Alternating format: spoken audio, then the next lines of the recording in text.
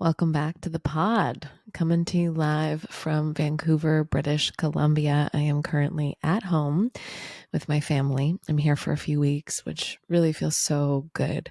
If you've been following me and following the podcast, you'll know that I've been sort of all over the world in this last month or so. So I'm grounding.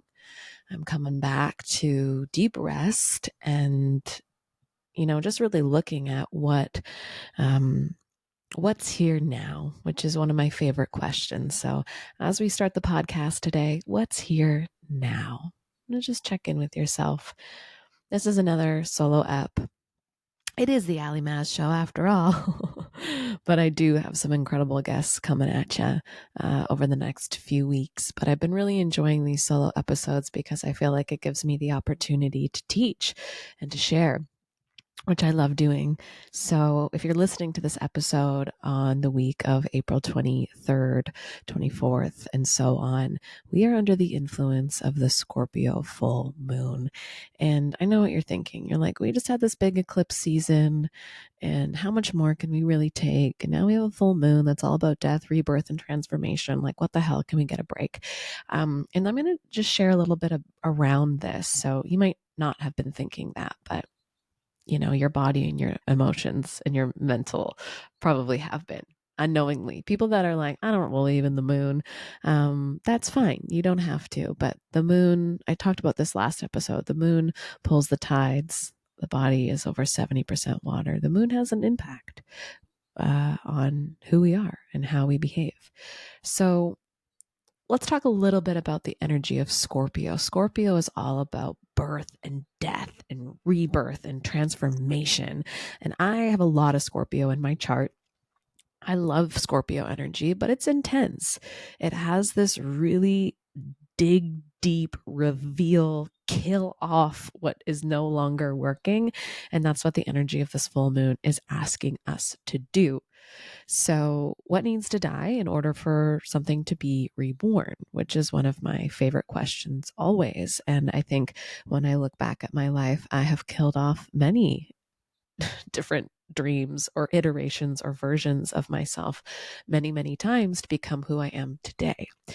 And when we are too scared to let go, when we are clinging so intensely, so tightly, we cannot make space for what is next or for what is currently here because we are crowded by, we are overwhelmed by this idea of, well, why wasn't it like that? Why isn't it working out this way? Ooh, this is changing and that doesn't feel good.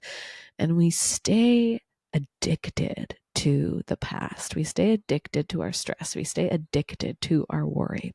So when we're willing to let go or cut the cord or sever the tie, we are able to create in this space that now exists. It didn't exist before because you couldn't let it go before. Yes? Okay. One of my favorite questions right now is, who would you be without ... Who would you be without your fear? Who would you be without that belief? Who would you be without that person? Who would you be without that job? And it's a fun exercise. Maybe not for all of you, but this is the Scorpio in me that's like, that's a fun exercise to look at. What if? What if you didn't have that thing? What if you weren't so afraid? What if you weren't so addicted to worry? What if you weren't so terrified of your own power? That's a journal activity for you today to do, especially under the influence of the full moon, if that's what you're into. But this work can happen really at any time. So after the eclipse season, we have this powerful full moon. The way I'm seeing it is that it's our opportunity to sort of integrate all of the change. So eclipse season tends to bring a lot of surprise. It can bring a lot of fast change and quick change and changes that you were not expecting. So maybe as you're listening to this, you can name some of those now. What was some of the unexpected change or stuff that you're like, whoa, didn't see that one coming? And then from there, it's an opportunity to say, okay, well, maybe that had to change. Maybe that needed to change. Maybe I was so stubborn in my own holding on so tightly to life that I was unable to do the change myself. So the universe stepped in and said, hey, honey, we're going to make this change for you. Hey, no problem. I know you didn't want to do this. We are going to do it for you. And that is how life works, because life knows how to live itself. And life is all about wanting to balance itself. And so if you are unwilling to change, and you probably know this, the universe will step right in and say, here you go. And it is likely not always in the way that we want it to go, but it happens. And some change probably did happen to you recently, because that is the nature of life. Change, change, change. How can I accept change now? How can I work with change? I recently wrote a Substack, a newsletter about, it was called Crying at JFK. And if you read my newsletter, it's basically about me crying all over the world. And this one was no different. But some unexpected and some plan changed had come, and it was really intense. And I was just sitting at the bar, having a glass of rosé, which I will often do at the airport at an appropriate time. And I let out this deep sigh. And it was just sort of one of these like, oh, God, it's a lot right now. My body can't even contain the feeling, so it needs to spill out of me in the form of this sigh. And the bartender came over and with the bottle of rosé and poured it into my cup, which I actually didn't want another glass. And he just made the like shushing sound and a wink and a kind of like, don't tell anyone on the house. And even though I didn't really want that glass, it was something about the gesture. And when I had let out the sigh, sort of in my own internal landscape, as per usual, just like asking for a sign. I was just like, I don't know, show me how it gets better, which is one of my favorite mantras my friend Nick gave me years ago. Show me how it gets better. And I was kind of doing that a little bit. And then this man came over in the most gentle, soft, non-creepy way, and poured my glass. And it was just, to me, this really simple and beautiful metaphor of like, fill that glass back up, babe. You can't do it. Someone's going to do it for you. And to me, it's about the simplicity of the signs and the synchronicities that come into our life that we must pay attention to, because I could have continued to sit there in my own grief and my own wallowing and my own focusing on the problem. And instead, I just saw this opportunity of making human connection, seeing the goodness in people. And then I started to look around the bar and airports. I spend a lot of time in airports, and they're some of my favorite places because you really get to touch in with humanity. And there was a soccer game on. People were cheering, babies are laughing, couples are hugging, and, there's other stuff going on too. But it was just for this brief moment, we were all experiencing life together. And I think so often we anticipate that our life happens after the moment. Oh, well, when I just get to my destination, then my life starts. Oh, when I just board the plane, then my life starts. When the food comes, then my life starts. But life is in all of the little moments too. And I just sort of looked up and made eye contact and raised the frequency within myself to give a smile and look around. And it was a moment for me. If you want to read that Substack, it's on my Substack link in my whatever bio. I don't know how that works, but you know where to find me. And I realized how tightly I had been gripping to things not working out the way that I thought they should.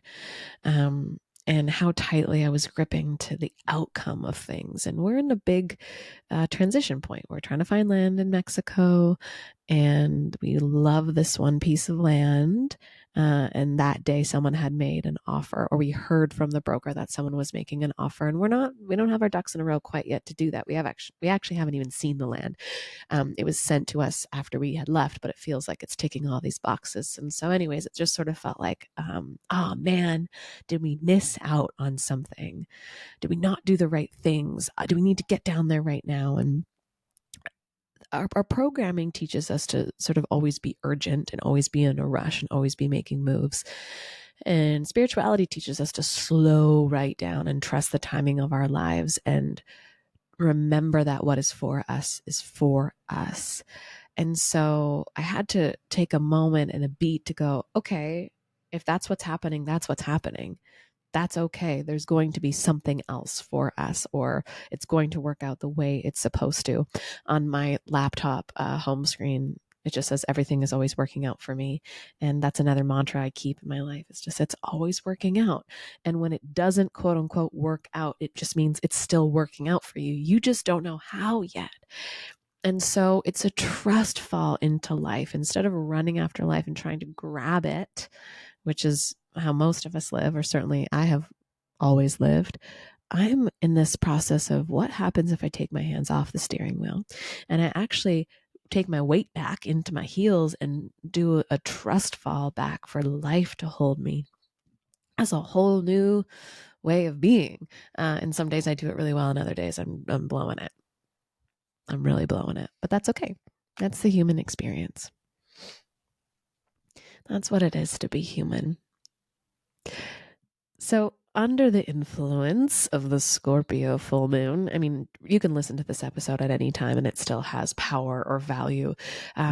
But there's also a thinning of the veil. And what I mean by that, when you hear this, it means that the veil or the lining or the cloak between you and the universe gets thinner.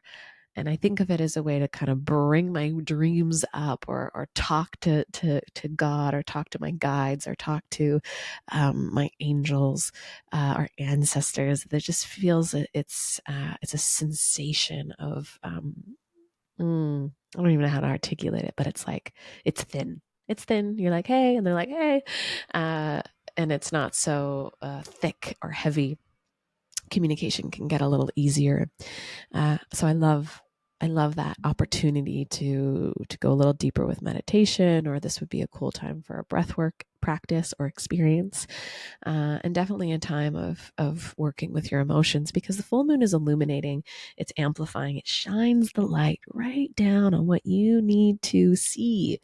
And we get this opportunity every 28 days where the moon comes in and says, hey, look over here. What do you want to let go of? And then that energy starts to wane, and we come into the new moon, and the new moon says, we're the void now. It's pitch black. There's no light in the moon. What do you want to create? So what do you want to create? What do you want to let go? What do you want to create? What do you want to let go? What do you want to create? What do you want to let go of?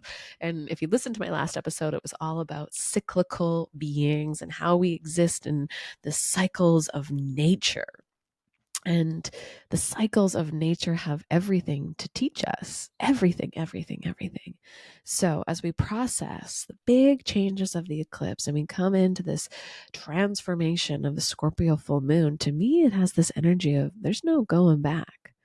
Who you were is not who you are anymore. And sometimes we tend to long for older versions of ourselves. I used to do this a lot, where you romanticize, like, that was when I was eating really well and I was like going to Pilates and I was, whatever. I don't know. You just romanticize these versions of when you were quote unquote doing better. And you think of it like, oh, you've gone back. And there is no going back.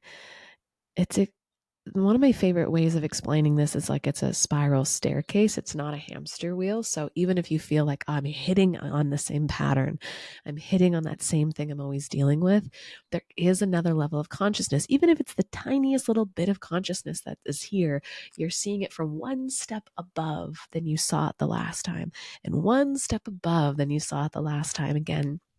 So that is what life is, an upward spiral. It is not a hamster wheel. Even if you feel like you're hitting your head against something again and again and again, I promise you, there's a tiny little bit more insight.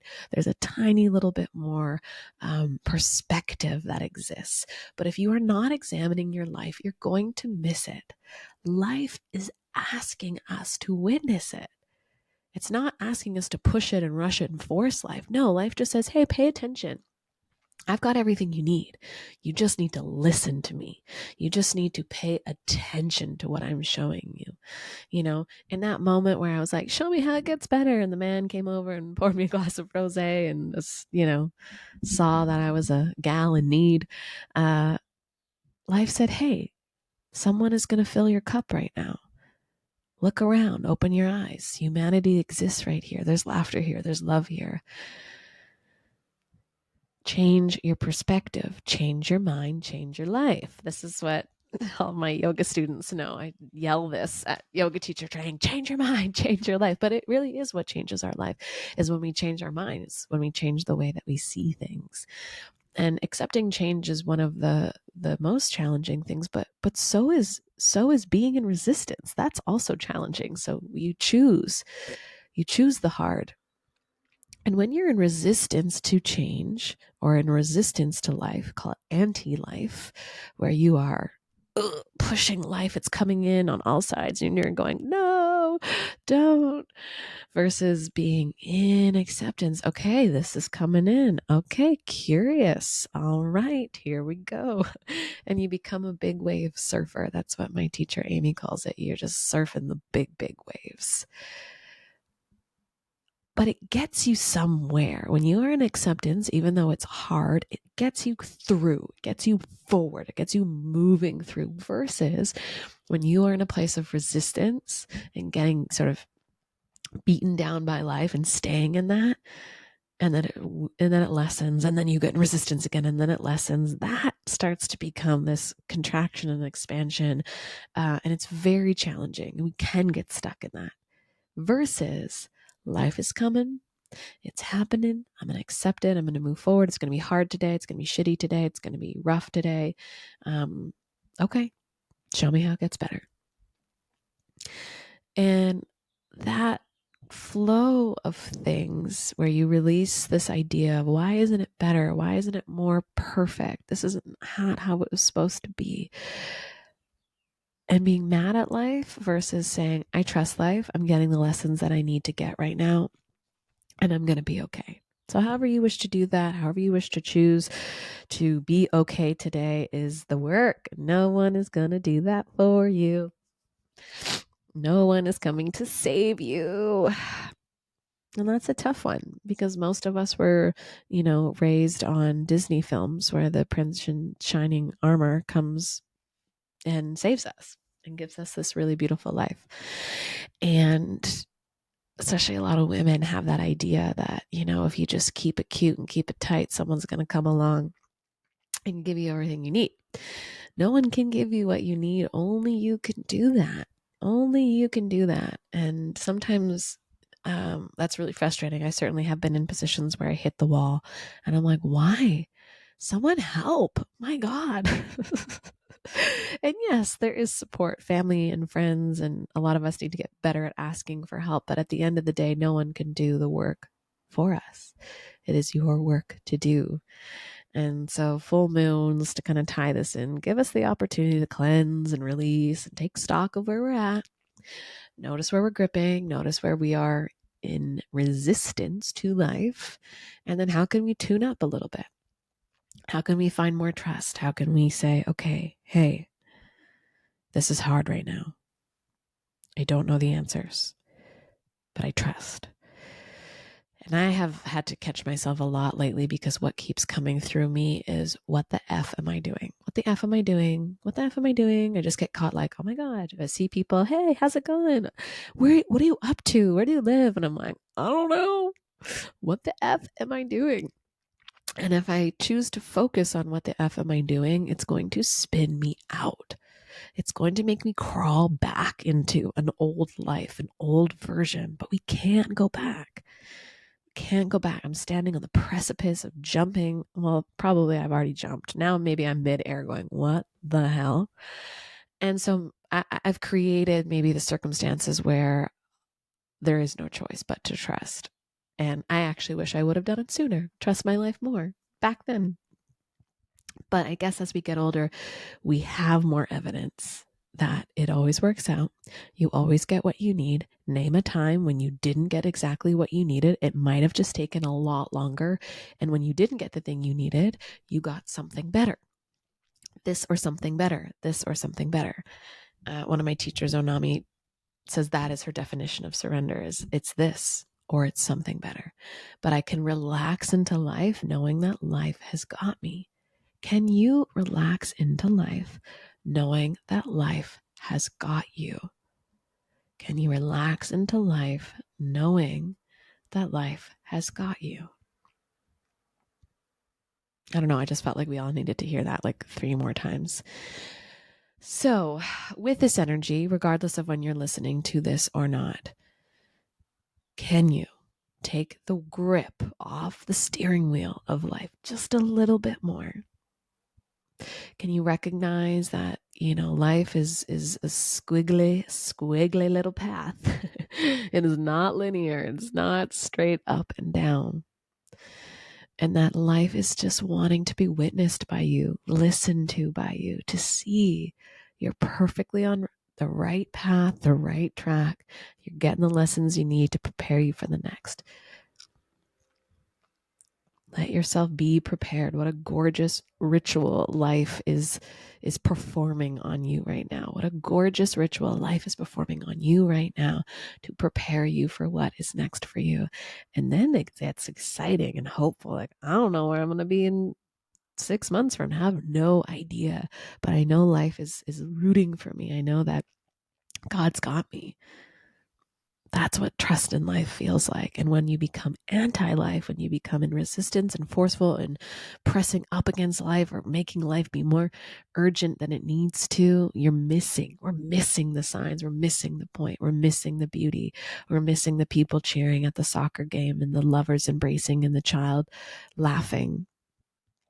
Shout out to that bartender. He wasn't missing a thing. He was watching. He caught the sigh. He caught the energy. And he said, how can I make this woman's day better? With this on the house glass of rosé. How could I make her day better? And then I thought, okay, we'll pass it on. Now someone's done something really beautiful for me. How can then I bring something to the table on this delayed flight, JFK, to Vancouver? And it was actually really sweet because I don't know if you've been to JFK lately, but it's a nightmare.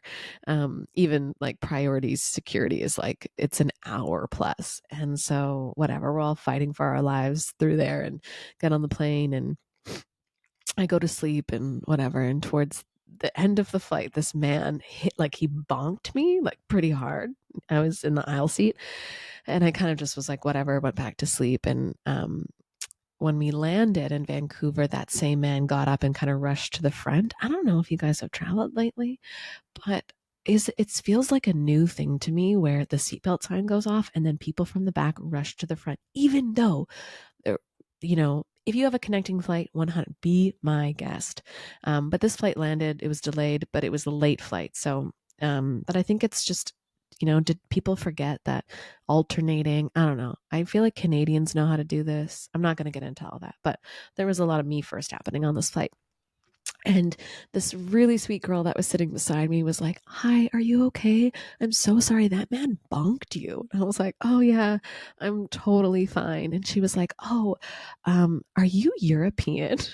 And I was like, no, I am not. I'm living in New York right now and I'm flying to Vancouver. And she was like, oh, I just was afraid to say hi to you or talk to you because you looked European, which I have no idea why. But we just had this most beautiful conversation and just connecting. And it was just, I don't know, lovely. I don't know where I'm going with this. Maybe I just wanted to tell you that someone thought I looked like a cool Euro girl on a flight when really I was just like having a really bad day and trying to turn it into a good day. But all to say, connection, sharing. We had a laugh about the bonk and, just turning life into lemonade. And the human spirit is so beautiful. And sometimes it's you that needs to break through and have the conversation and meet eye to eye and have the human connection. So I hope that this little solo app brings you a little bit of joy. And if you're listening to it on the full moon, there's a few more things you can do. One is journal, and you can take that piece of paper and burn it, or you can rip it up in tiny pieces and bury it. There's something about the transmutation or the alchemy of using the elements like fire or earth or water. Burning the ashes and then sending the ashes into the water, but just creating your own ritual around the full moon can be really beautiful. Making moon water, which is just taking water in a mason jar or whatever vessel, leaving it out overnight under the full moon, and then reading out your intentions or what you wish to let go of and drinking the water, or using that water to clean your house, or using that water to water your plants, or using that water for watercolor and painting with it. So there's lots of ways to utilize moon water. So those are my suggestions if those of you that are looking to ritualize this time. And I'm back next week with some really great upcoming guests. And if you happen to be in Vancouver, Wednesday, May the 8th, I am hosting a live podcast. So you get to sit in the audience while I interview no other than my mother, Loris Mazerel. Lori is an incredible artist, but she has never shown her art. If you're watching this on YouTube, there's a few pieces behind me that are her art. And she is so talented, but she's never put her art out there. So I'm kind of forcing her in some ways. She's really open to it, but I think it's scary, like you all know, to put your art into the world. So all of her art is going to be hanging in this beautiful art space, and we're going to have this really powerful conversation that's all about mother-daughter wound, the mother-daughter wound, aging, creativity, motherhood, and sort of the sacrifices and what it takes, and just her own story, which is one of beauty and excitement and tragedy. And it feels really important for me to share her story and share her words. So if you happen to be in Vancouver, link is in my Instagram bio and in the show notes on how to purchase a ticket. I'd love to meet you in person if we've never met before. So this is your cordial invitation to show up to this event if you wish. And as always, if you want to leave a review on the podcast or like or subscribe, it goes such a long way for this gal. So thank you for your continued love and support, and happy full moon.